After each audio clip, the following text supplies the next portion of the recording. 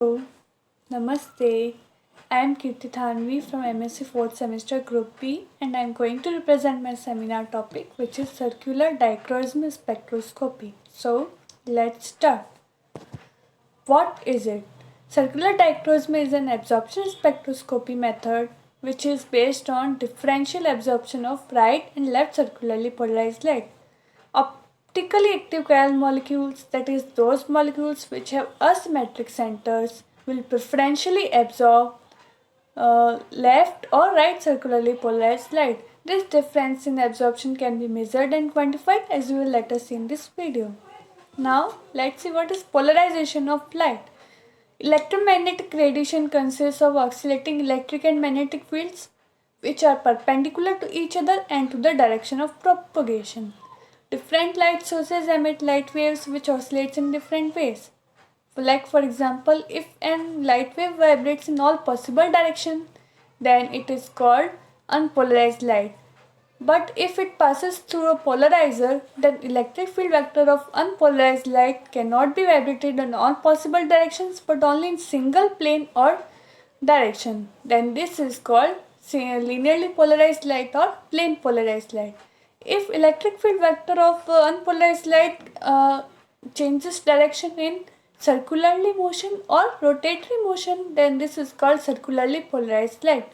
As we can see in this diagram, unpolarized light is able to vibrate in all possible directions, but when it passes through a polarizer, it can only vibrate in single direction. As we can see this blue wavy line, then it becomes polarized light. Then this process of transforming unpolarized light into polarized light is called polarization of light. And we can see in this circularly polarized light, it vibrates in not linearly motion but in circular or rotatory motion, then it is called circularly polarized light. Light can be circularly polarized in two directions, left and right. If the vector rotates counterclockwise, then it is left circularly polarized light, but if it rotates in clockwise manner, then it is right circularly polarized light.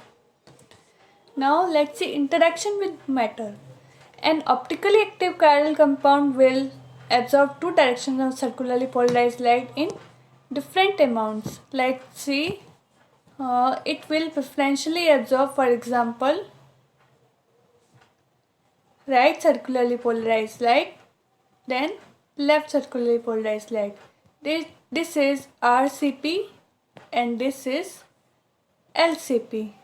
So we can see that it absorbs two directions of circularly polarized light in different amounts.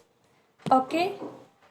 Now, so we can write this in a formula as delta A is equal to AL minus AR. Delta is change in absorption, AL is absorption of left circularly polarized light, and AR is absorption of right circularly polarized light.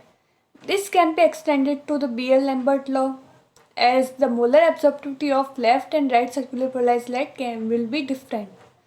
We know that Beer-Lambert law is A is equal to epsilon Cl, where A is absorption, epsilon is molar absorptivity, C is concentration, and L is path length. This will be extended as A is equal to epsilon L minus epsilon R into Cl, as the molar absorptivity of both left and right circular polarized light is different.